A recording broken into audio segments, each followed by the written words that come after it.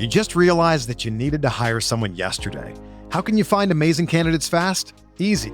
Just use Indeed. When it comes to hiring, Indeed is all you need. Stop struggling to get your job posts seen on other job sites. Indeed-sponsored jobs help you stand out and hire fast. With sponsored jobs, your post jumps to the top of the page for your relevant candidates so you can reach the people that you want faster. And it makes a huge difference. According to Indeed data, sponsored jobs posted directly on Indeed have 45% more applications than non-sponsored jobs. Plus, with Indeed-sponsored jobs, there's no monthly subscriptions, no long-term contracts, and you only pay for results. How fast is Indeed? Well, in the minute I've been talking to you, 23 hires were made on Indeed, according to Indeed data worldwide. There's no need to wait any longer. Speed up your hiring right now with Indeed. And listeners of this show will get a $75 sponsored job credit to get your jobs more visibility at Indeed.com/BWN. Just go to Indeed.com/BWN right now and support our show by saying that you heard about Indeed on this podcast. Indeed.com/BWN. Terms and conditions apply. Hiring? Indeed is all you need. This podcast is supported by The RealReal. Meet Christine. She loves shopping. And this is the sound of fashion overload. Too many fabulous things, not enough space. So Christine started selling with The RealReal. I've always loved collecting designer pieces. Gucci bags, Prada heels. But my style keeps evolving. Selling with The RealReal? Game changer. I earn more, and they do everything. Seriously, just drop off your items or schedule a pickup. We handle the photos, descriptions, pricing, even shipping. You just sit back and watch your items sell fast to our 38 million members. And I get peace of mind knowing I earn more selling with The RealReal than anywhere else. Exactly. That's the sound of your closet working for you. The RealReal. Earn more, save time, sell fast. And right now, you can get an extra $100 site credit when you sell for the first time. Go to therealreal.com to get your extra $100. Therealreal.com. That's therealreal.com.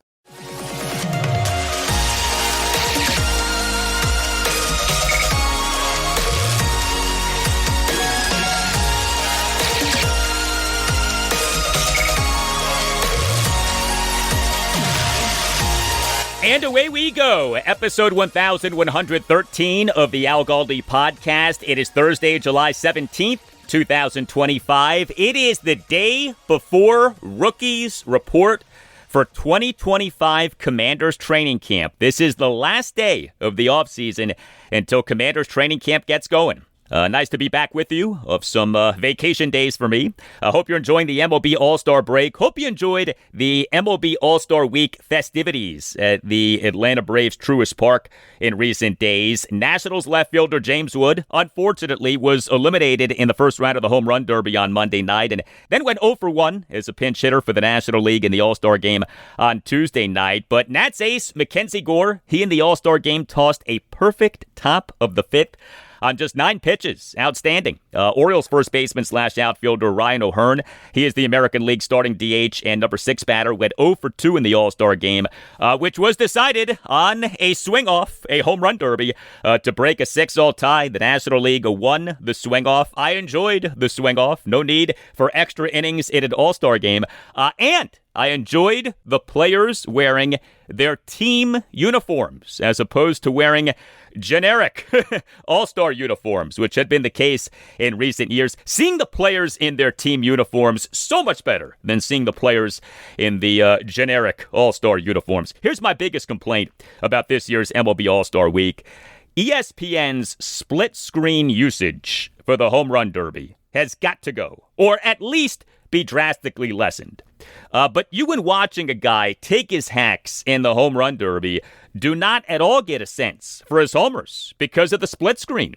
James Wood on Monday night hit 16 home runs. I wanted to enjoy each of James Wood's 16 homers, but I could not enjoy each of James Wood's 16 homers. I felt like we didn't see any of James Wood's 16 homers, thanks to the split screen. No more split screen, please. This, to me, classic example of television people overthinking things. Hello and welcome to this Thursday installment of the Al Galdi podcast. Coming up later in the show, discussion of what the Nationals and Orioles did in the now completed 2025 MLB Draft, as we now have appropriate context on some things, including why I'm a big fan of what the Nats did in this draft and why the O's spent their first 2 of 4 first-round picks on catchers. But next segment, a supersized Commanders segment. I'll react to the team on Tuesday morning announcing that the number 81 of legendary former Redskins receiver Art Monk will be retired this coming season. And I'll react to the team's current WR1, Terry McLaurin, sounding off on his stalled contract extension negotiations with the Commanders. This in a lengthy session with reporters on Tuesday afternoon. We, on Tuesday afternoon, heard of Terry McLaurin, who we had never heard before. He's not happy. He went in depth on why he's not happy. I have a lot of thoughts on what's going on here. I'll share those thoughts, but I do remain optimistic that a contract extension will get done this offseason. Maybe I'm being naive, but I do still think that a deal is going to get done. But there was so much to what McLaurin said on Tuesday afternoon. Here's just a sampling. McLaurin on his current relationship with Commanders ownership, the Josh Harris Group. Here you go.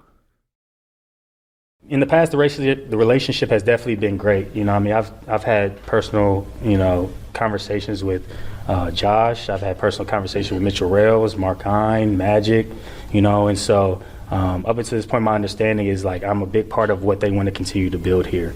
There hasn't been any personal communication. Mitchell Rails and I kind of had a few texts back over the offseason, but it wasn't like contractual. But, I think there's personal relationships that I've built there, and I just want them to, be clear with me and honest, of if they see me as part of this future or not, and I can handle that, and we move forward. But I'm hoping that they see who I've been, not even just before DQ and AP got here, but who I was when it was terrible. When things were adverse, when there was a lot of chaos going on, I still held firm and strong, and I held my head held high, and I was a leader. I'm gonna continue to do that when things are good. Like things are good or bad doesn't change who I am. Money doesn't change who I am. It's the character of who I've proven to be, and so hopefully, they see that value, and they make that a priority to get some finality to this one way or another. Quote, finality to this, one way or another, end quote. We have a lot to get to with this Terry McLaurin situation. Before we get to some feedback, a notable announcement from our rebuilding and tanking Wizards in recent days.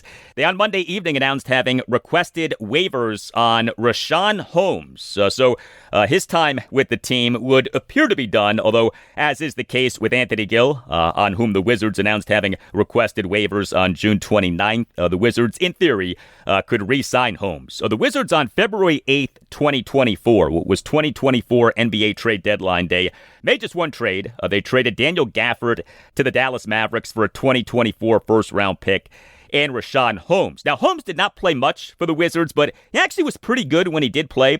He over 48 games for the Wizards over the last 2 regular seasons, had per 36-minute averages of 14.8 points, 11.9 rebounds, and 1.4 blocks. Gafford, by the way, is doing quite well. The Mavs late night this past Saturday night announced having signed Gafford to a contract extension. You can hit me up on X at Al Galdi. You can email me the Al Galdi podcast at yahoo.com. Email from Michael Romano on something that we talked about on episode 1098, theories for why the Commanders' home attendance for the 2024 regular season was shockingly down from the team's home attendance for the 2023 regular season. I gave you 4 theories, but I readily acknowledged that there are flaws with each theory. There are no clear-cut obvious reasons for why the Commanders' hideous 2023 team outdrew the magical 2024 team. The Commanders for the 2023 regular season were number 27 out of 32 NFL teams in average home attendance, 63,950. The Commanders for the 2024 regular season were number 30 out of 32 NFL teams in average home attendance, 63,428. So it's not like the 2023 team outdrew the 2024 team by a lot. The difference was just 422 fans per game. But the point is that this Renaissance 2024 season that the team had did not result in some surge in home attendance. And so, writes Michael, I suspect the attendance story is multifactorial, which may explain why no single explanation seems to work.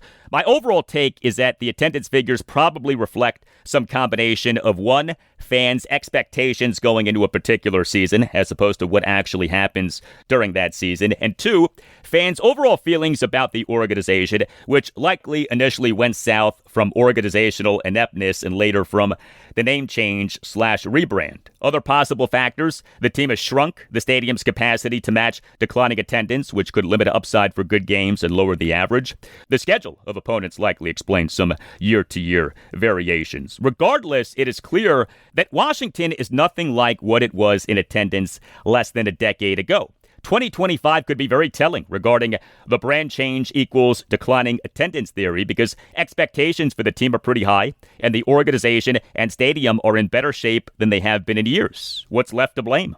One final note: for people who want to argue that there is a league-wide trend towards reduced attendance that may explain this, 2 points in response. One, that doesn't explain Washington's relative decline from number 6 in 2017 to number 30 in 2024. And two, if Washington had the same average attendance number in 2024 as Washington had in 2017, 75,157, the team would have ranked 5th in 2024 as opposed to 6th in 2017. So the league-wide attendance decline can only explain so much.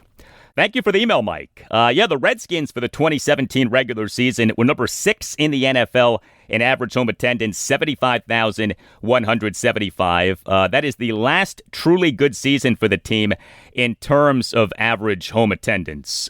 It is going to be fascinating to see how the Commanders draw this coming season. There are no excuses for the team to have bad attendance this coming regular season, at least as things stand right now. I mean, superstar quarterback, high expectations for the team, and extremely well-received Redskins-like alternate uniform for 3 home games. No presidential election to distract people. Like, it would seem that things are in place for this team to draw well this coming regular season. MLB's All-Star break ends on Friday. Washington and Baltimore may have disappointing records at the All-Star break, but you still could put your knowledge of our teams and others to work for you on Prize Picks, which is offering free cash to listeners of this podcast. Download the Prize Picks app and use the promo code Galdi, my last name, Galdi. You do that, you get $50 instantly after you play your first $5 lineup. Yeah, you get $50 instantly when you play $5. Prize Picks Pick'em is available in Virginia and Washington, D.C. You just pick more or less on players in various statistical categories like RBI or strikeouts. And Prize Pick Streak has arrived in Maryland. You make a free daily pick, just choose more or less on one featured player projection each day, and build your streak by winning for 2 or more days. Each correct pick grows your streak. Prize Picks is the best place to win cash while watching sports. Prize Picks is the best daily fantasy sports app, and Prize Picks is offering a special deal to listeners of the Al Galdi podcast. Download the Prize Picks app and use the promo code Galdi, my last name, Galdi. You do that, you get $50 instantly after you play your first $5 lineup. Prize Picks is awesome. I've used it. It's a ton of fun. It's easy to use. Make your picks in less than 60 seconds and turn your opinions into real money on Prize Picks, and take advantage of what Prize Picks is offering to listeners of the Al Galdi podcast. Download the Prize Picks app, use the promo code Galdi, and you get $50 instantly after you play your first $5 lineup. Prize Picks. Run your game. You just realized that you needed to hire someone yesterday. How can you find amazing candidates fast? Easy. Just use Indeed. When it comes to hiring, Indeed is all you need. Stop struggling to get your job posts seen on other job sites. Indeed sponsored jobs help you stand out and hire fast. With sponsored jobs, your post jumps to the top of the page for your relevant candidates so you can reach the people that you want faster. And it makes a huge difference. According to Indeed data, sponsored jobs posted directly on Indeed have 45% more applications than non-sponsored jobs. Plus, with Indeed sponsored jobs, there's no monthly subscriptions, no long-term contracts, and you only pay for results. How fast is Indeed? Well, in the minute I've been talking to you, 23 hires were made on Indeed, according to Indeed data worldwide. There's no need to wait any longer. Speed up your hiring right now with Indeed. And listeners of this show will get a $75 sponsored job credit to get your jobs more visibility at Indeed.com/BWN. Just go to Indeed.com/BWN right now and support our show by saying that you heard about Indeed on this podcast. Indeed.com/BWN. Terms and conditions apply. Hiring? Indeed is all you need. This podcast is supported by The RealReal.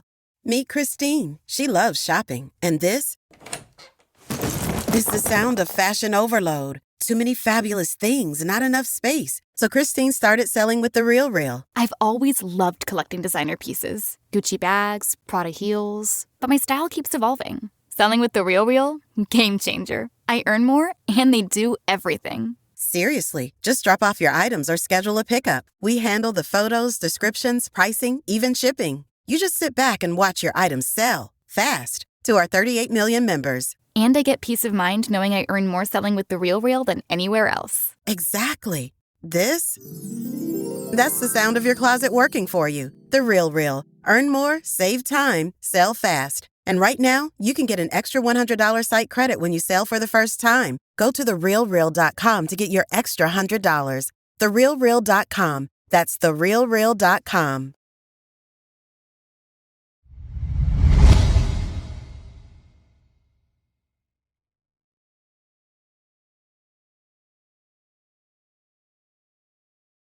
Hey, please consider subscribing to the podcast. If you're not already doing that, subscribing to the podcast costs nothing. Make sure that you never miss an episode and helps out the podcast a great deal. And if you're already subscribing, thank you. So it's funny how things go. The Commanders on Tuesday morning announced that the number 81 of Redskins legend Art Monk will be retired during the Commanders game against the Seattle Seahawks at Northwest Stadium on Sunday Night Football on November 2nd.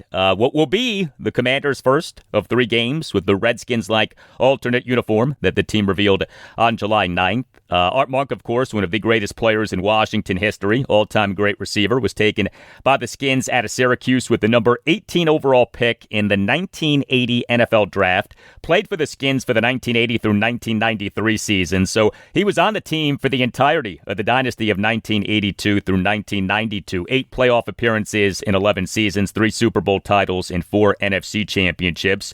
He is the first player in NFL history to have at least 900 career regular season receptions. He was inducted into the Pro Football Hall of Fame in 2008. Monk will become the 6th player to have his jersey number retired by Washington. Quarterback Sammy Baugh's number 33 was the only official retired number for the franchise for decades. Then we had 2 numbers retired during the 2021 season. Receiver Bobby Mitchell's number 49 was retired on September 16th, 2021. And safety Sean Taylor's number 21 was retired on October 17th, 2021. In one of the greatest debacles in franchise history. We don't need to rehash that right now. Quarterback Sonny Jurgensen's number 9 was retired on January 8th, 2023. And cornerback Darrell Green's number 28 was retired this past October 20th. I may be in the minority on this, but I would have been fine with Washington never officially retiring another number after Sammy Baugh's number 33. Sammy Baugh is the greatest player in Redskins/Washington football team/Commanders history, and he quite possibly is the greatest player in NFL history. Sammy Baugh is like the Babe Ruth of the NFL, so for his number to be the only officially retired number for the team, to me was fine. The team, to me, never had to start retiring these other numbers. And let's be honest, part of the motivation for retiring, certainly the Sean Taylor number 21, was marketing, was to try to put people in seats at FedEx Field, all right?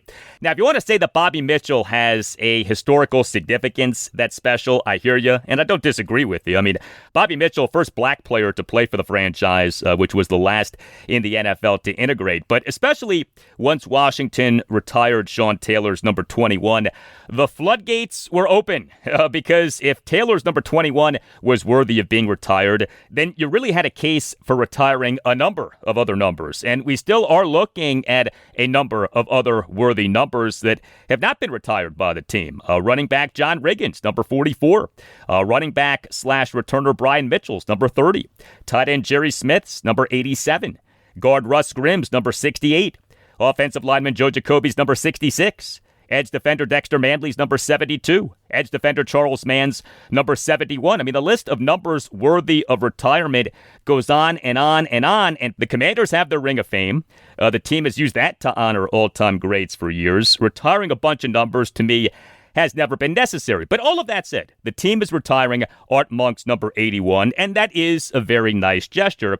And the announcement of this came on Tuesday morning. Then on Tuesday afternoon, the team's modern-day Art Monk sounded off in a very un-Art Monk-like way. Although the player did so in what I thought was a professional way, by no means came off poorly. And the player who I'm talking about, of course, is receiver Terry McLaurin. He is in the midst of contract extension negotiations with the Commanders, as this coming season is the final season of a 3-year contract extension that he signed in July 2022. The reporting had been that McLaurin was frustrated by the negotiations, but we had not heard from McLaurin himself on this until Tuesday afternoon when he spoke to reporters in a lengthy session, 32-plus minutes. McLaurin had a lot to say. And before we go any further, I do want to highlight the context of this. Terry McLaurin spoke to reporters for 30-plus minutes after shooting a commercial for Eastern's Automotive Group. So he did not have to speak to reporters on Tuesday afternoon. This was not some NFL-mandated press conference. McLaurin chose to speak to reporters on Tuesday afternoon. Heck, his camp made it very clear to members of the media that McLaurin would be speaking, and of course, he knew exactly what he would be asked about. So this was a calculated sounding off by McLaurin. He very much wanted what he said to be said. He is not happy. That was made crystal clear by both what he said and the context in which he said what he said. His session with reporters on Tuesday afternoon began with this back and forth with WUSA 9 sports anchor Chick Hernandez. Let's get it from the horse's mouth on the latest on you and the contract. Yeah. So many different things swirling around. Are you happy, not happy? What's going on? Yeah, I've been pretty frustrated. I'm not going to lie.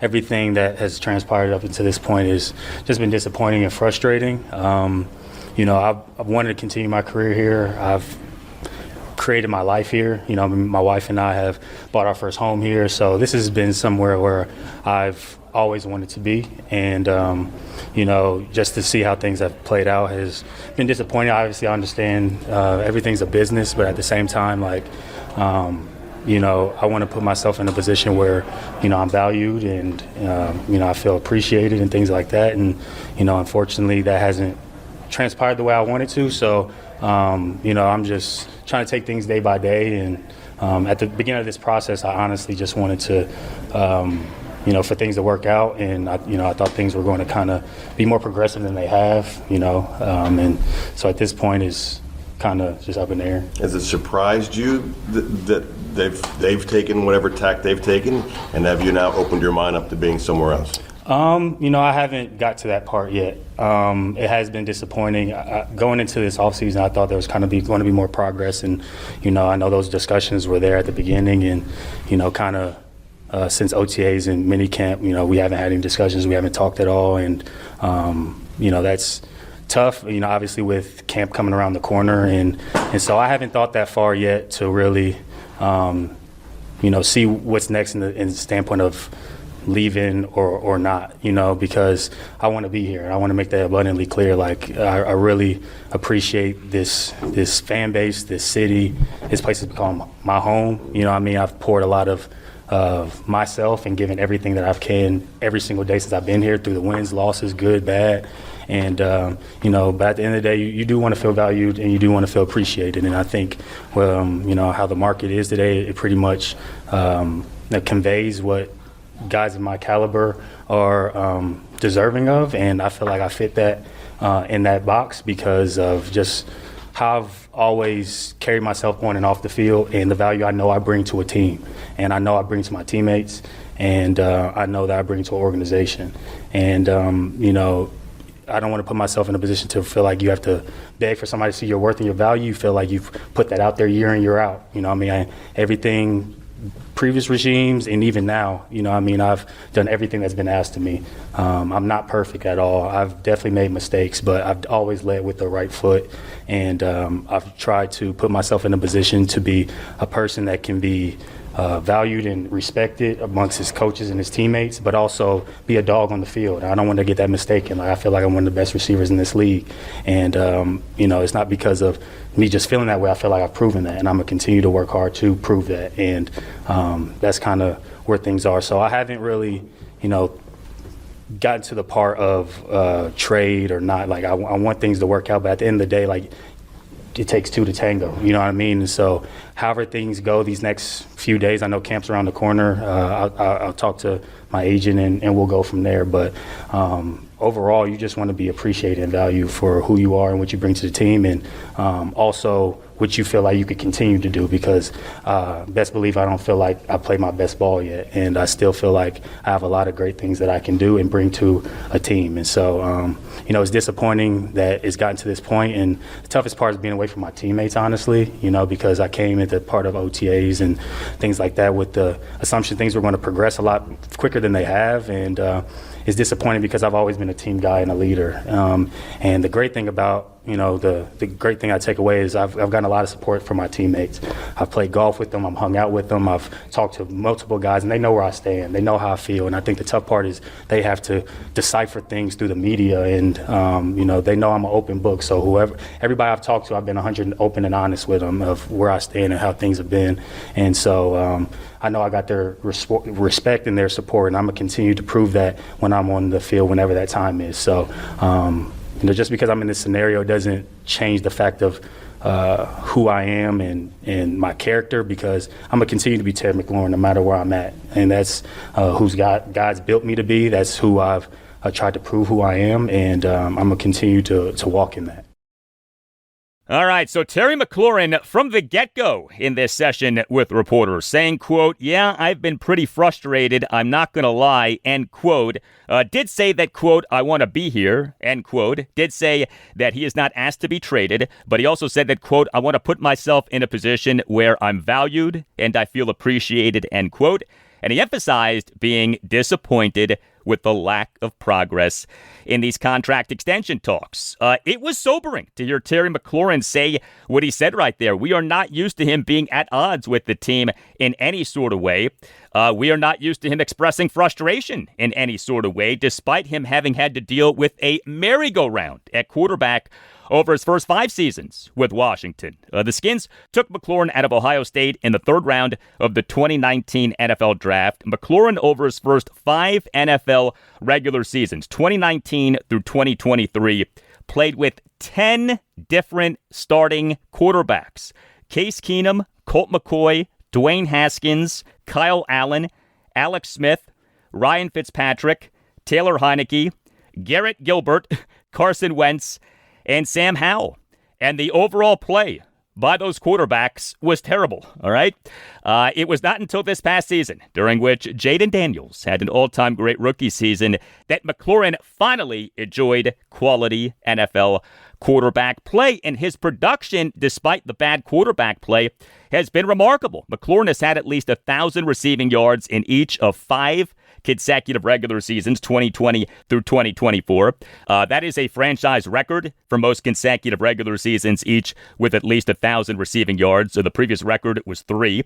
McLaurin in the 2024 regular season had 13 touchdown receptions, setting a franchise record for most touchdown receptions in a regular season. And he, this past postseason, had a touchdown reception in each of the Commanders' 3 games. He has been very durable. McLaurin, over his 6 NFL seasons, has played in 97 of a possible 100 regular season games. He, over the last 4 seasons, has played in all 68 of Washington's regular season games. And McLaurin has been the anti-diva WR1 in an NFL filled with number 1 receivers who are divas and complainers and malcontents. He has been a model citizen. It is for all of these reasons, combined with the fact that the Commanders are in good salary cap shape, that I have felt and continue to feel that a contract extension between the team and McLaurin will get done this offseason. But things clearly are not in the best of places right now. So why is that? What's going on here? Well, something that we don't know is what each side is asking. Is McLaurin being unreasonable with his contract demands? Or the Commanders being unreasonable with their contract offers? We don't know And so to pick a side and kill the other side is silly because we don't know what each side is presenting.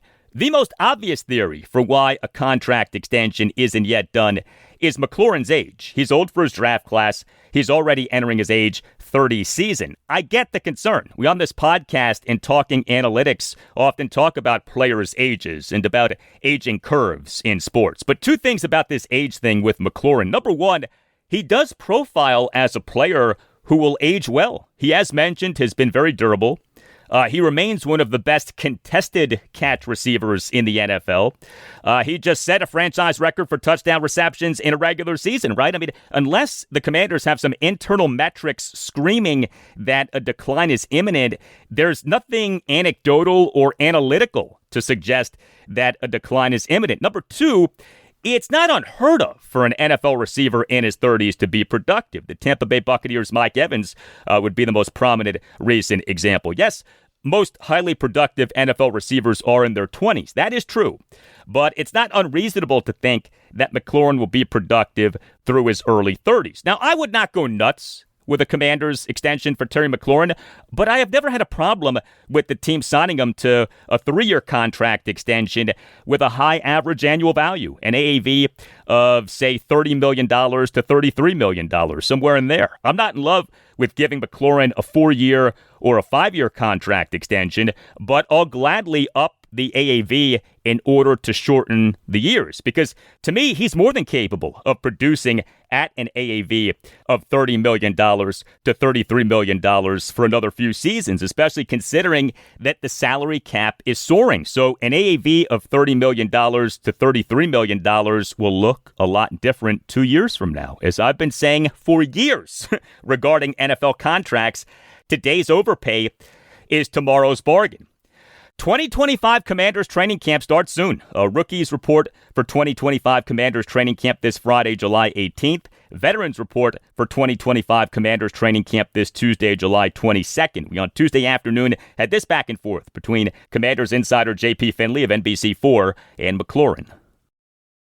Terry, what needs to happen next to get this thing back on track? Well, I think, there has to be some active discussions, what I mean? Like I said, we haven't talked in over a month, and obviously with camp around the corner, it's becoming a little bit of crunch time. And, obviously you want to be in a position where you're building to what we did last year, and Jaden and I continue to build along with the offense. And that was the thing, before I took a step back, it was things were going great on the field. And, the connection and the offense and the energy was just amazing. And so to see where it was then and where it's at now is definitely disappointing. So I don't necessarily know what happens next, but without any progressive discussions, it's kind of hard to see how I step on the field. So, I'm just trying to take it day by day, honestly, and I know the value that I bring. And again, I understand that there's just a whole business and things like that, but I know that I'm going to continue to play at a high level. The Lord has blessed me to stay healthy up until this point. I haven't missed a game in 5 years. I haven't missed practices. I block. I play full game. You know what I mean? And so I take extreme care of my body. Anybody in that building knows that whether it's rehab, off the field, I invest a lot of time and money into my body, and I'm going to continue to do that so I can be the best that I can when I step on the football field. So I can't really speculate what happens next. Again, I just got to take things day by day, stay in contact with my agent, and hopefully that we can have some sort of talks that are progressive. But if not, then then you have to take steps from there. Understanding it's a business, is it hard for you to separate the business from the emotion here? Of course, to a certain degree, when you feel you have a way of feeling that what you've proven up until this point, and when you see that is put in front of you of how somebody perceives you or values you, that's disappointing. It's a little bit disrespectful to me. And again, the front office, the ownership, they have to do what's best for the team. I understand that, but I also know what I bring to a team, and I feel like I've proven that day in, day out. There hasn't been anything that they've asked me to do since they've been here that I have not done willingly, openly, and I'm not saying that that's not what I'm supposed to. That's what I'm supposed to do as a leader. But you would think when that is displayed consistently over years of time, then that would be honored and respected. And so, again, the toughest thing is just, having to be in this limbo. And but I haven't stopped working. I work my tail off, and no dollar amount is going to change that. No dollar amount is going to make me work harder.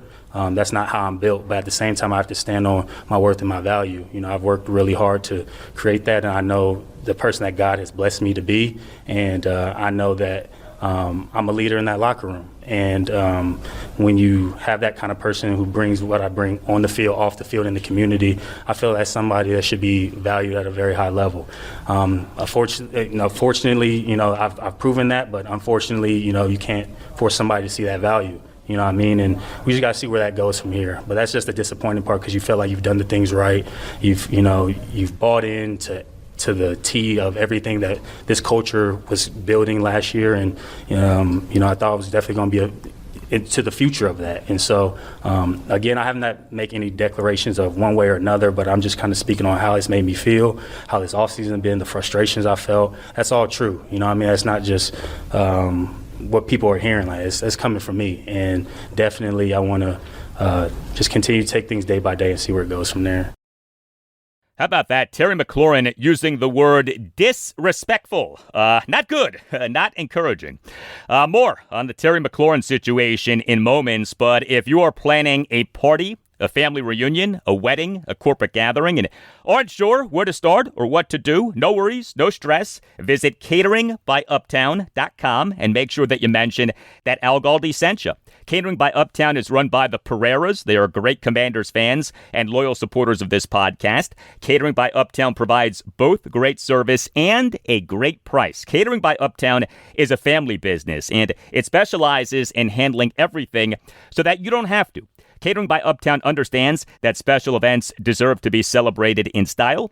Catering by Uptown takes care of every detail so that you can enjoy your event. Catering by Uptown is committed to meeting your needs and exceeding your expectations. Great service, amazing cuisine, and reliability are the foundation of what makes Catering by Uptown one of the most referred caterers throughout Maryland, Washington, D.C., and Northern Virginia. And know this, if you visit cateringbyuptown.com and click on venues, you can set up your own personal tour of one of Catering by Uptown's premier venues, including outstanding waterfront venues. Catering by Uptown offers the ability to coordinate services at over 100 of the best reception halls, vineyards, farms, historic homes, event venues, banquet facilities, and wedding venues in the area.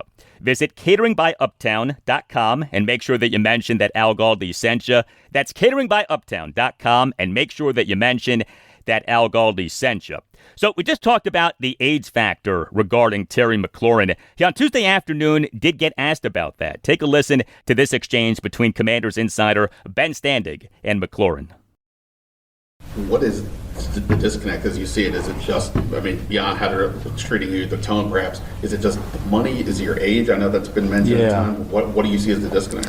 I'll try to keep the specifics of it between, my agent and the team, but I think there is a disconnect of the value of what I bring to the table and how that applies to not only the fair market deal and the fair market value, but what I've proven up until this point and what I still know I can do at a very high level. And just speaking to the point of, you bringing up age, obviously that is a part of the NFL. Father Time is undefeated. But I think it's unfortunate that a general data point, not just for myself, but in general, is just used and not by a case-by-case basis. In my case, I've been blessed by the Lord and the actions that I take to take care of my body. I've never had a major surgery in my entire career. Thank God for that, and on top of the work that I put in. But also, I haven't missed a game in 4 or 5 years, and I don't miss practice. I play every game, and so who's to say coming off this last season I won't continue to play at a high level? I believe that. I truly do. And I know I'm going to put the work in to continue to do that at a high level and be bought in and be unselfish and be the guy that I know I've been. And to be quite frank with you, even when it comes to guys who are approaching 30, in my case is different, not only from a health standpoint, but this is only going to be my 7th year. A lot of people may not know my story, but at Ohio State, I really didn't play a lot my first 2 years. There's not a lot of tread on my tires. This is the first year we made a deep playoff run. You know what I mean? And I've been extremely healthy through all of that. And so I'm not under the understanding that 30 just applies to me. I'm not dismissing that completely. You know what I mean? There are data points that support that. But how come it's not okay to honor and see, okay, this may be a different case? And based on what he's proven and showing no signs of deterioration, like, you know, I feel like that should be acknowledged as well. And so in general, you hope that there's a case-by-case basis and not a group thinking of, hey, this is this age group and, you know, they fit in this age group, so this is how we're going to treat them. I don't think that's quite right. It's the business. It's depending on how each organization and front office see it. So, you know, that's kind of how that is. But, you know, 30 ain't old. You know what I mean? People making it seem like I need to start getting fitted for a walker and a cane. You know what I mean? No disrespect. You know what I mean? Because with age comes wisdom. You know what I mean? And I think my game is going to continue to mature in a great way as I go out through the course of the end of my career. And I don't think that's right now. I don't think that's near. And my ability to make catches at the catch point, people call it contested catches. I call it winning at the catch point. You know what I mean? I think that'll continue to stay. My speed, I still am a 4.3 guy. I'm the same guy. Just in January, you know, was able to take a slant in the NFC Championship game in a screen for a touchdown. I don't think that changes in 6 months, especially without no major injuries. And so, you know, I know that was a long, drawn-out answer, but I just wanted to kind of, you know, address that standpoint. But the specifics of the negotiations, I want to keep, you know, in-house as much as possible. But just speaking to the point of age and things like that, and I kind of just want to touch on that. I tell you, powerful stuff from Terry McLaurin right there. Him saying what we just talked about. He profiles as someone who should age well. Commanders general manager Adam Peters, he worked in the scouting department of the New England Patriots for the 2003 through 2008 seasons. Peters' formative years as an NFL executive were spent with the Patriots during the peak of their dynasty, with Bill Belichick as head coach and Tom Brady as QB1. I do wonder if part of what is going on here with these stalled contract extension negotiations between the Commanders and Terry McLaurin is Adam Peters abiding by a Bill Belichick-like philosophy of better to part with a player too soon as opposed to too late. The NFL receiver market has exploded in recent years. We on Monday afternoon had reports of the New York Jets and receiver Garrett Wilson having agreed on a big money contract extension. And so we on Tuesday afternoon had this exchange between David Aldridge of The Athletic and McLaurin. Going through even yesterday with Wilson getting his contract. Yeah.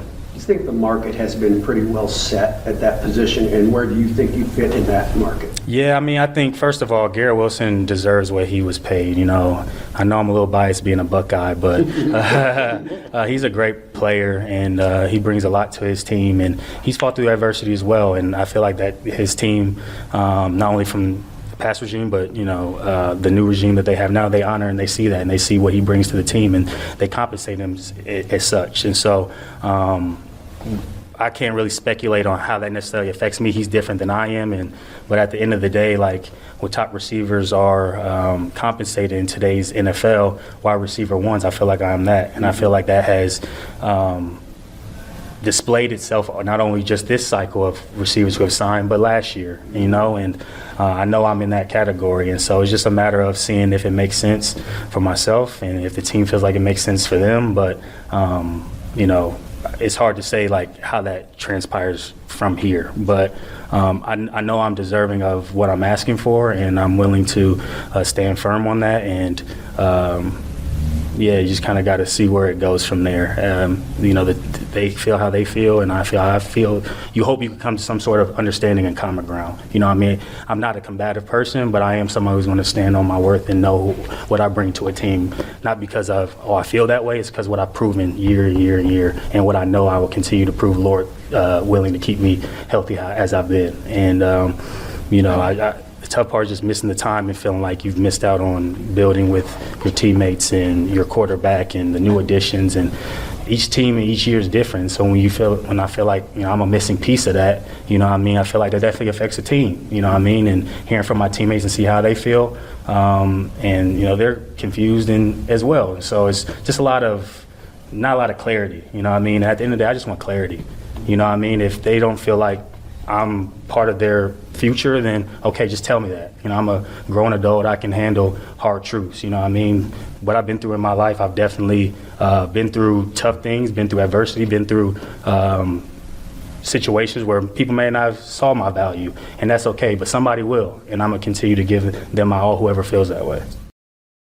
There is something else with this Terry McLaurin situation, the Jaden Daniels factor.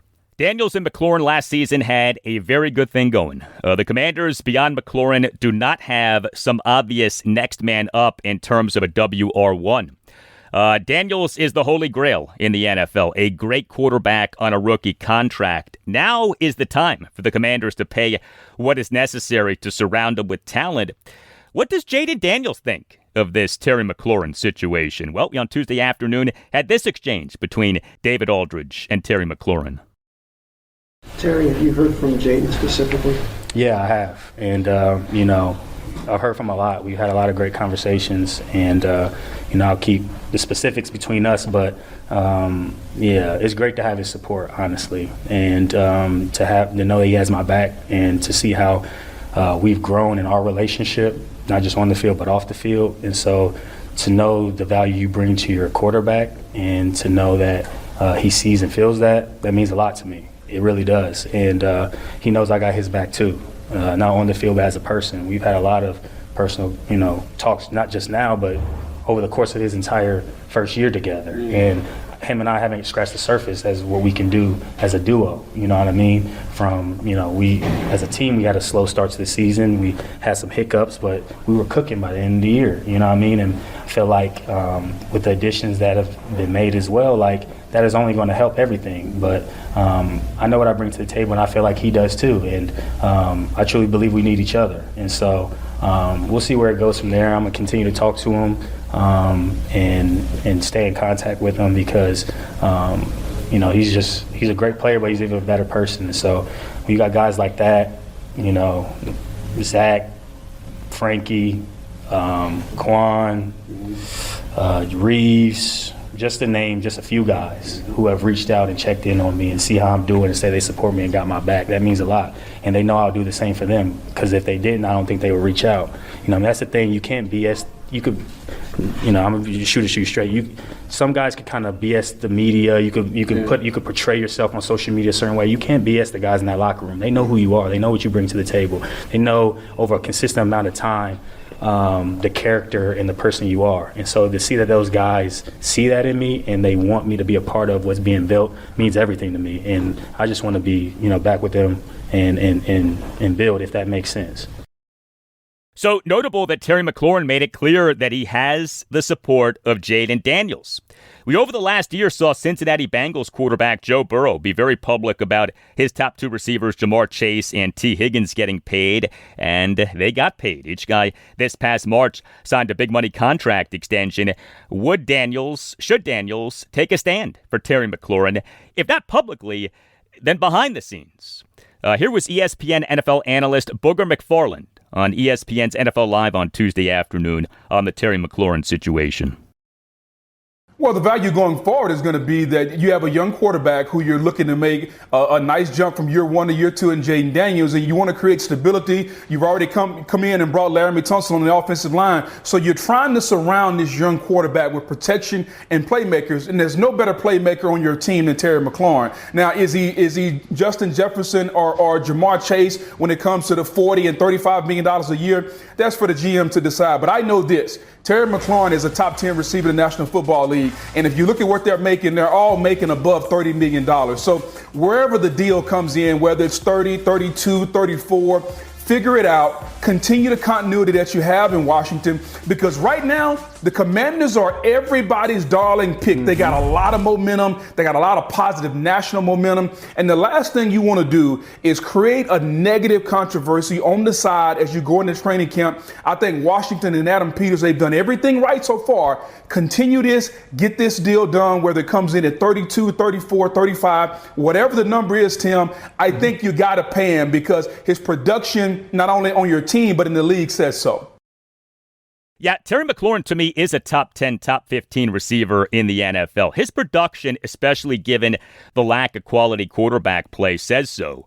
But what is good business in sports is paying a guy for what he will do, not for what he has done. And that brings us to this. In Adam Peters, I trust. I love how he's running Commanders football operations. I believe in what he's doing. I don't want him signing any player, no matter how beloved, to a contract extension that Peters doesn't truly believe in. Paying big money to a player out of sentiment as opposed to believing in the player's production moving forward is bad business. But unless there's something that we're missing, I don't see how there isn't a sensible contract extension on which the Commanders and McLaurin can agree. As I've been saying, there are too many reasons for an extension to get done and too few reasons for an extension not to get done. Things have gotten ugly. That's undeniable. But he hasn't asked to be traded. He maintains that he still wants to be with the team. And my bet still is on an extension getting done. We shall see. Hey, if you are a Commanders fan and you want to discuss the Terry McLaurin contract situation or anything else with the team, check out bgobsession.com. If you are looking for smart, insightful, and friendly Commanders conversation, visit and join bgobsession.com. BG Obsession, or BGO, has been the home of the most knowledgeable, friendly, and passionate Washington fans on the web since 2009. BGO is a special place at which you can join your fellow fans for some smart football discussion, great contests, game day chats, and even lifelong friendships. So what are you waiting for? Visit and join BGO at bgobsession.com, home to your burgundy and gold obsession. You just realized that you needed to hire someone yesterday. How can you find amazing candidates fast? Easy. Just use Indeed. When it comes to hiring, Indeed is all you need. Stop struggling to get your job posts seen on other job sites. Indeed sponsored jobs help you stand out and hire fast. With sponsored jobs, your post jumps to the top of the page for your relevant candidates so you can reach the people that you want faster. And it makes a huge difference. According to Indeed data, sponsored jobs posted directly on Indeed have 45% more applications than non-sponsored jobs. Plus, with Indeed sponsored jobs, there's no monthly subscriptions, no long-term contracts, and you only pay for results. How fast is Indeed? Well, in the minute I've been talking to you, 23 hires were made on Indeed, according to Indeed data worldwide. There's no need to wait any longer. Speed up your hiring right now with Indeed. And listeners of this show will get a $75 sponsored job credit to get your jobs more visibility at Indeed.com/BWN. Just go to Indeed.com/BWN right now and support our show by saying that you heard about Indeed on this podcast. Indeed.com/BWN. Terms and conditions apply. Hiring? Indeed is all you need. This podcast is supported by The Real Real. Meet Christine. She loves shopping. And this is the sound of fashion overload. Too many fabulous things, not enough space. So Christine started selling with The Real Real. I've always loved collecting designer pieces. Gucci bags, Prada heels. But my style keeps evolving. Selling with The Real Real?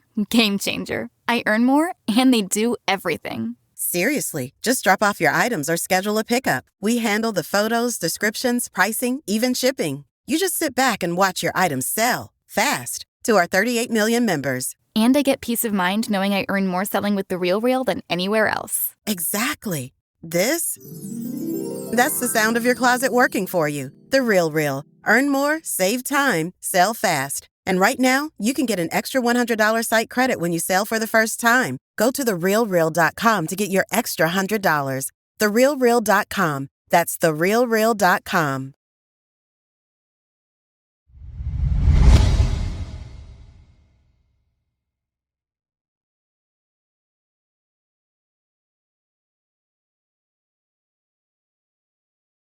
So the 2025 MLB Draft is complete. It happened over Sunday and Monday. We, on the previous installment of the podcast, Monday show, episode 1112, talked about what the Nationals and Orioles did in the first round of the draft, and we now have more context on what each team did. So The Nats, they had the number 1 overall pick in the draft. They, with that pick, took shortstop Eli Willits out of a high school in Oklahoma. Bit of a surprise. We, for weeks, had been hearing that the Nats, with that number 1 overall pick, were likely to take one of 2 players in Oklahoma high school shortstop / third baseman Ethan Holiday or LSU starting pitcher Cade Anderson. But the Nats took Willits, who is not represented by the Boras Corporation, i.e. super agent Scott Boras, and thus is expected to be cheaper than Holiday and Anderson, both of whom are represented by the Boras Corporation. Now, Nats executives have insisted that they viewed Willits as the best overall player in the 2025 MLB Draft, and that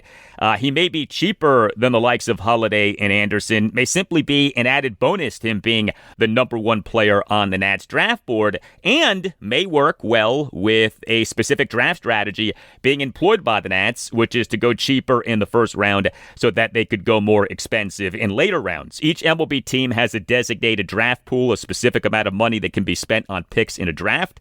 The Nats, over rounds 3 through 5 in the draft, did take players who seemingly will cost more than their slotted positions. So those players, Mississippi high school starting pitcher Landon Harmon in the 3rd round, New York high school pitcher Miguel Sime Jr. in the 4th round, and North Carolina high school shortstop Coy James in the 5th round. So the notion that the Nats went cheap with their number 1 overall pick just to be cheap does not seem to be correct. I get the notion. Trust me, I get the concern.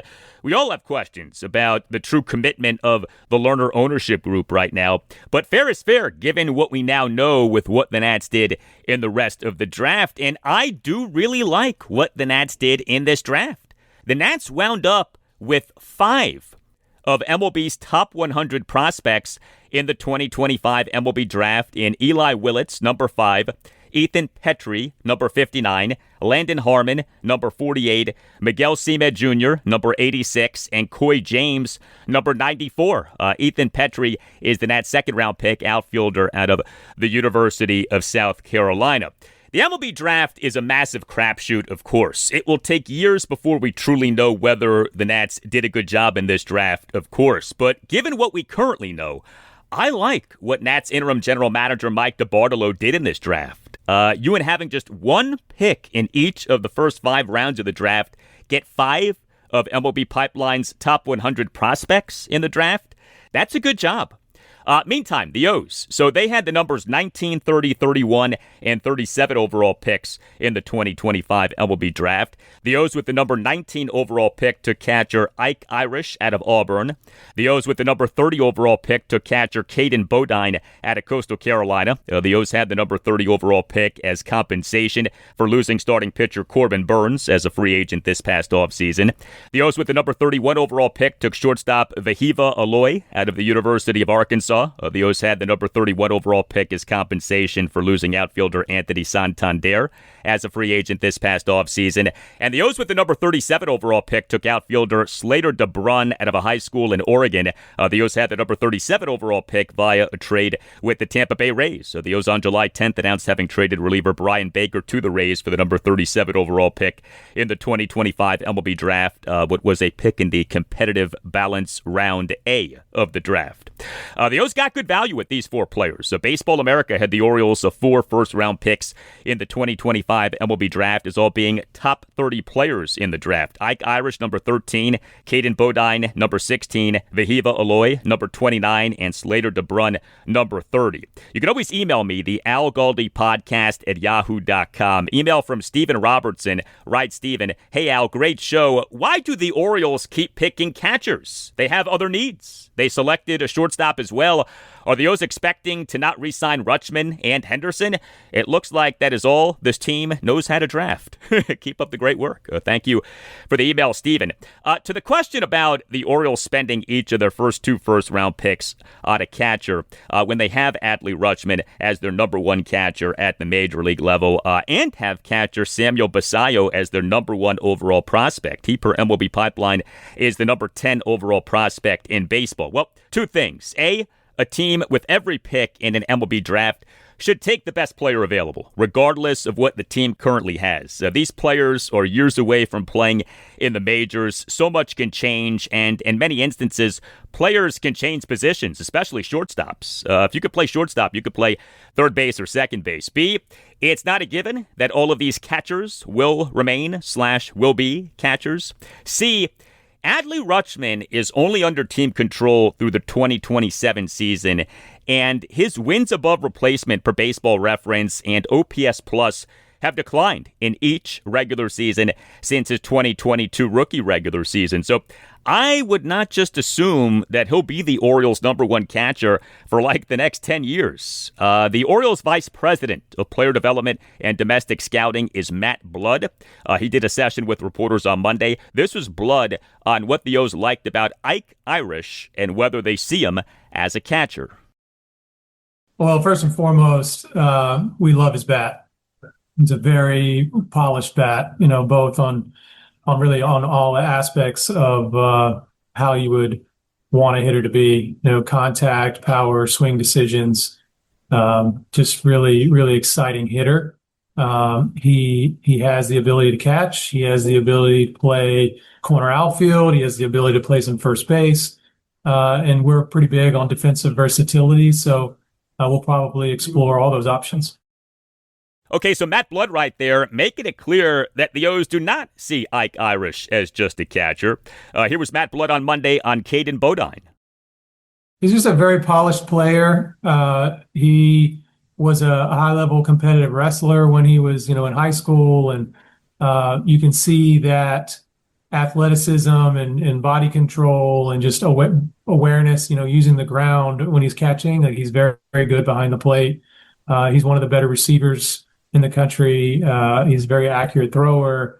He's just a very effective catcher. And then when you think about him being a switch hitter and having really high contact rates and just hitting line drives and being a guy who's going to be productive, you start to add all that up and think, yeah, this is a guy who's going to be a major leaguer and has a chance to, be a real impact player for the team. So the most grueling position in baseball is catcher. Catchers age quickly. More and more teams are having their number one catchers catch less and less. You combine that with the defensive versatility of Ike Irish and also Samuel Basallo, who could play first base. And to me, if you're an Orioles fan, you don't need to spend 1 second worrying about the team having too many catchers. I think the worry would be with Adley Rutschman. Hopefully he's back soon from his left oblique strain. Rutschman has been on the 10-day injured list since June 21st, retroactive to June 20th. But what he is as a player moving forward is a big deal given the aforementioned declining numbers. This is only his age 27 season. It's not like he's ancient, but his offensive numbers have dipped dramatically.